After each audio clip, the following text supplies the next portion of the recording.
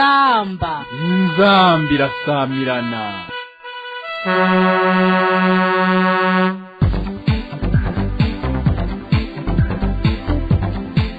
Amakuru na Pierre Gahungu.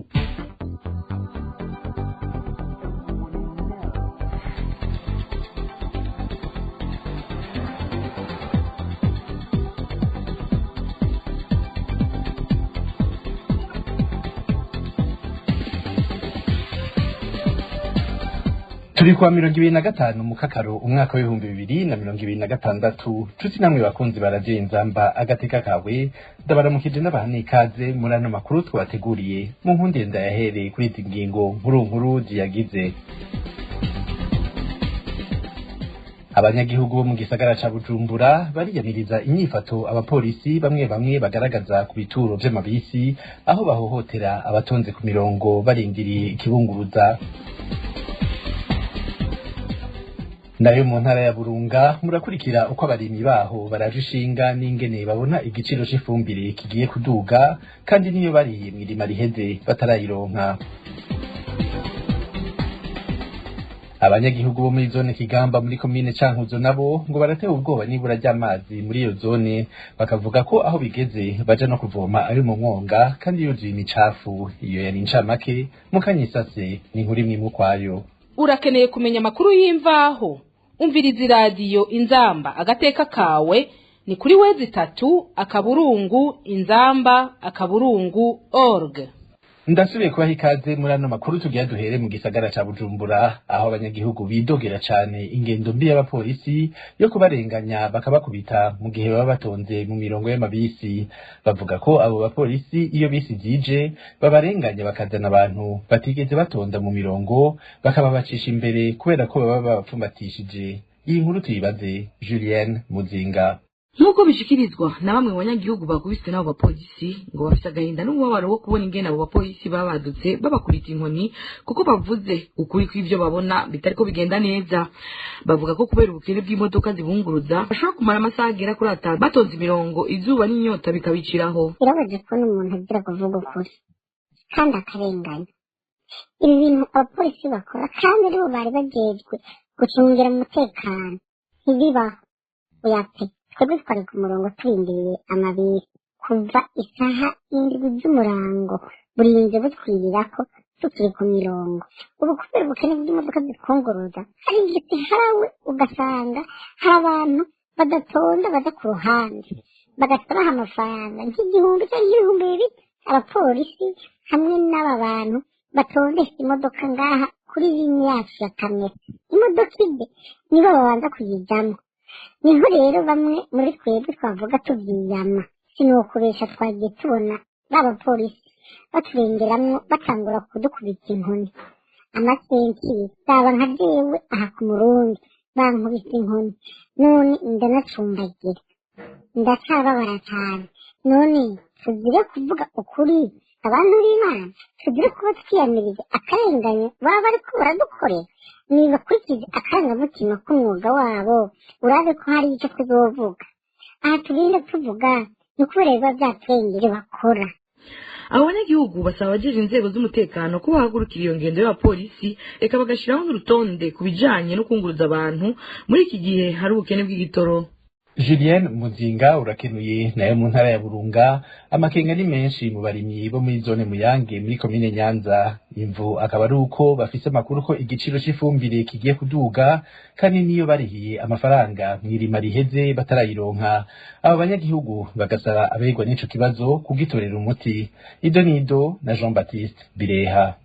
Nkuko isoko ryacu ngaho muri zone Muyange ribitumenyesha ngo abarimyi barafise amakuru yuko leta igiye kuduza igiciro ku mufuko w'ifumbire. Igiteye amakenga kandi kibabaje abarimyi bo ku Muyange ngo nuko iyo ngingo igiye gufatwa mu gihe n'ifumbire barihiye amafaranga mwirima riheze batarayironswa. Ubu basaba nyabuna koronswa ifumbire yabo barishe amafaranga ku giciro cari kihari ico gihe ivyiduzwa bikazoza mu nyuma. Bazwa nuko batamwe kuvuga ko ifumbire yatutse sinzi ko iduka ko bamaze kuriha amafaranga nuko yoduka ku bazohava bariha amafaranga. Twebwe twosaba yuko iyo fumbire twarishe amakashi hakiri kare, leta itarabona yuko bikwiye kwiduka bobanza bakaduhereza iyo, hanyuma ivyo vyiduza naho tukazoja tubimenya nimba tuzosubira gutanga amahera ngo dusubire kurindira ibitari buze, tuzoza tubimenya hanyuma. Kuko birababaje kubona n'ifumbire hariho n'abakuranga ifumbire y'agatasi n'ubu bakaba batarayibona. Twe n'ubu n'abantu bariko bararimira n'iki batari buronke ifumbire, kandi ifumbire bayirishe kuva kera. Kuri ayo makenga yose uruganda rwa Radio Inzamba hagati y'akawe twagerageje kurondera abarongoye igisata c'ishirahamwe FOMI rihingura ifumbire bakorera muri komine Nyanzarake kugira ngo batange umuco kuri ico kibazo, ariko ntitwashoboye kubaronka kuri za telefoni zabo ngendanwa.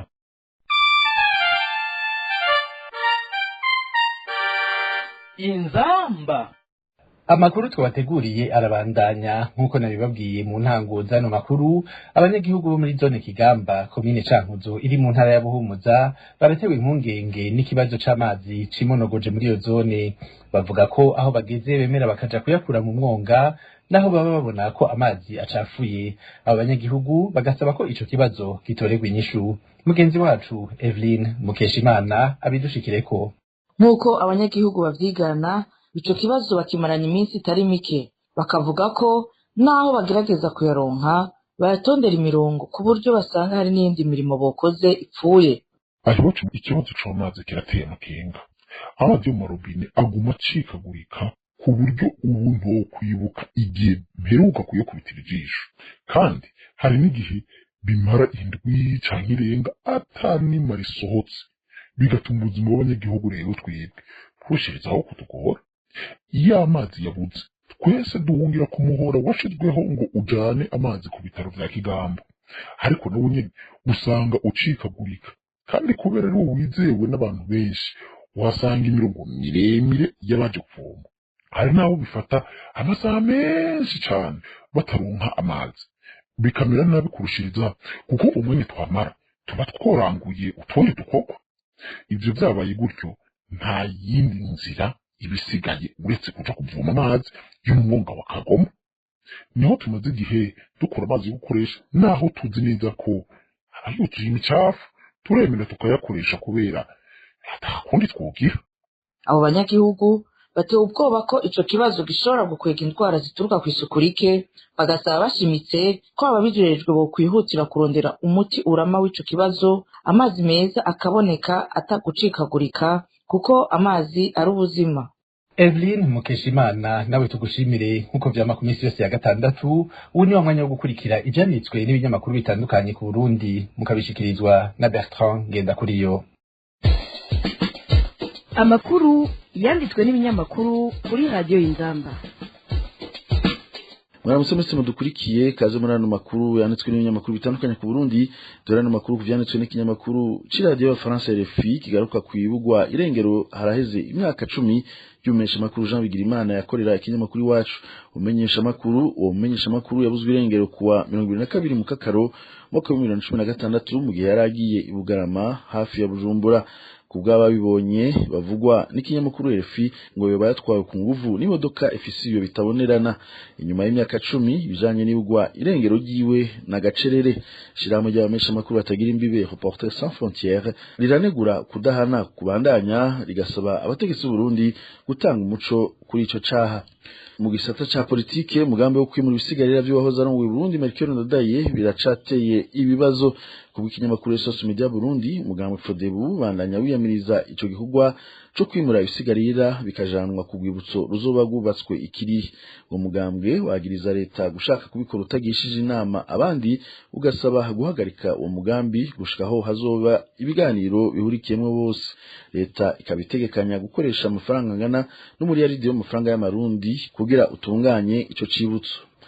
ikibazo c'amatongo nasho nyene kirahagaritse umutima imvukira zo mu Rumonge. Ikinyamakuru Iwacu candika kivuga ko ishirahamwe ry'imvukira mu Rumonge Asonaru riherutse gutunganya inama kuri ico kibazo. Abitavye inama baremeje injyane zirangwa muri ico gisata hamwe n'itegeko ryo kuriha amafaranga ashika 700 y'amafaranga y'amarundi ku mwaka ku bafise ibigazi bifatwa nk'itongo ry'umuryango. Iryo shirahamwe Asonaru risaba gusuzuma impapuro za kera ziri mu gisata kigenzura amavuta ava mu bigazi, rigasaba inama rukokoma muri ico gisata kubijanye n'ikibazo by'amatongo kugira birinde injyane maze umuco umenyekane kuri ico kibazo. Mu gisata c'ubutunzi nyene igiciro c'inyama kihari catumye ikinyamakuru ya Burundi kigira umwihwezo. Ico kinyamakuru kiribaza ku itegeko riherutse gufatwa na bamwe muri ba mustanteri aho bashinze ibiciro vy'inyama. Muri Ntahangwa ikiro c'inyama y'inka kitagira amagufa kiri ku 30 mu masoko hamwe n'ibihumbi 33 mu mazu adandarizwamo inyama. Imugere igiciro kiza ku 28. Uyo mwihwezo ishingwa y'ibiciro ngo ryategerezwa gufatwa n'ubushikiranganje bw'ubudandaje. Ikinyamakuru kiragabisha ku ngaruka yo kudahuriza ku biciro ku masoko hamwe ikomini imwe yoza irishingira ibiciro. Mu gusozera tuje mu gihugu ca Kongo ahari ishirahamwe yita ku mpunzi HCR ribandanya ibikorwa byo gutahukana impunzi z'abarundi. Ku ikinyamakuru Social Media Burundi impunzi zishika kwijana na 71 z'abarundi baratahukanywe ku munsi wa gatatu igenekezo ya 22 Mukakaro bavanywe mu ikambi ya Rusenda mu karere ka Fizi mu bumanuko bwa Kivu. Abenshi muri abo bava mu Cibitoki. Bamwe basigura ko gutaha babifashe bisunze ingene ubuzima bubandanya kuba bubi mu ikambi bagafatira ku mutekano muke hamwe n'igabanywa ry'ifashanyo bahora baronka. Nino kuri iyo nkuru duce dusozera ko amakuru yanditswe n'ibinyamakuru bitandukanye ku Burundi. Mwakoze kudukurikira naho butaha. Amakuru yanditswe n'ibinyamakuru kuri radio Inzamba.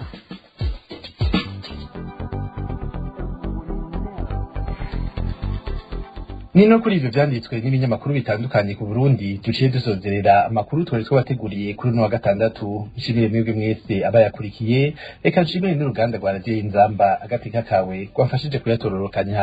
Bya gahungu nari kuri mikro nkaba ndabipfurije kugira weekend nziza naho utaha.